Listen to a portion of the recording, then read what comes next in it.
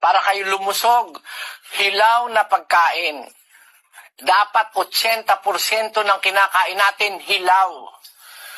Mga kapatid, napakaganda ng hilaw na okra. Yung okra, hilaw.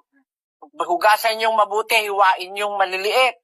Napakaganda nun maganda sa buto, maganda sa immune system, yung okra. Yung aratilis, maganda yan. Yung hilaw na ampalaya, maganda yun. Masarap naman eh. Hiwain mo lang na maliliit, no? Tapos lagyan mo ng konting olive oil, budburan mo ng konting asin. Konti lang. Magkalasa lang. Makakain mo yung toging hilaw. Lahat ng sprouts, napakaganda sa katawan ng sprouts. Yung alfalfa, yung toging hilaw, lahat ng hilaw. Yung carrots, anuhin nyo, hadharin nyo, hadhad.